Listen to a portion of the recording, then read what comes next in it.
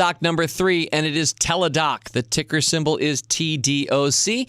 Teladoc stock, as we speak, is trading around $56 a share. It's a $4 billion market cap. By the way, market cap, yep, the game show coming later this month. I first picked Teladoc for Rule Breakers members on November 22nd, 2017. That sounds like it was right around Thanksgiving. Well, let's give thanks, because ever since then, Teladoc is up 70%, the market up 17%, so from 34 to 56. It's been a wonderful, still under 2-year run for this emergent company. Now, what's the tailwind that you or I might identify that seems to me sits behind and powers Teladoc and many other companies? Well, trick question, because I think I see 2 tailwinds that I want to identify. The first is just cheaper healthcare. There is so much attention being paid, especially in the U.S. today, at how to make healthcare cheaper, and anybody who can bring something that would make it cheaper and easier seems to me very well positioned.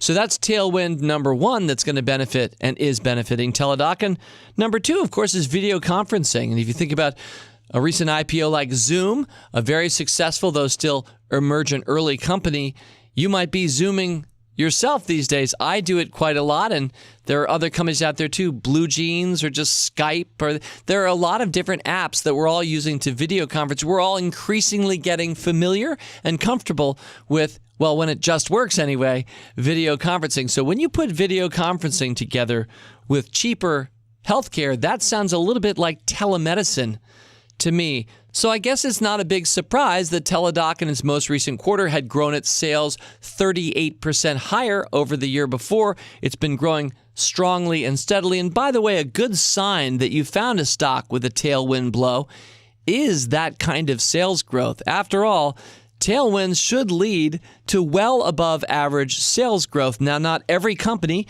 can turn sales growth into profits, and you should always be suspect of companies that haven't done it. And by the way, Teladoc is one of them. Teladoc is not making money yet. At present, it is a money-losing operation, but it is the rule breaker. It is the company that really got out first at scale with a brand that we recognize.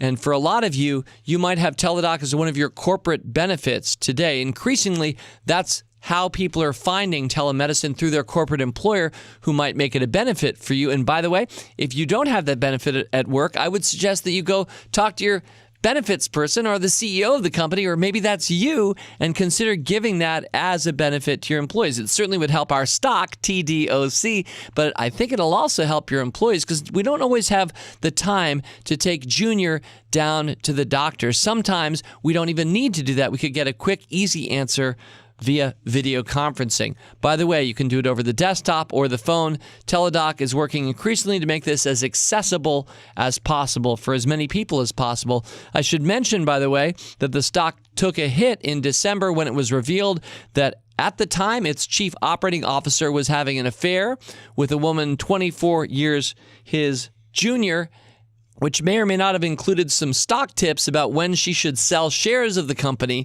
So that didn't go down very well. I didn't like to hear that. I know the market didn't either. That gentleman resigned effective January 1st, 2019, so starting the year off right for shareholders. And so Teladoc has been bouncing up and down a little bit since, but of course, we're not about what already happened. We're about what's going to happen next. This looks like, to me, a stock with a tailwind blow.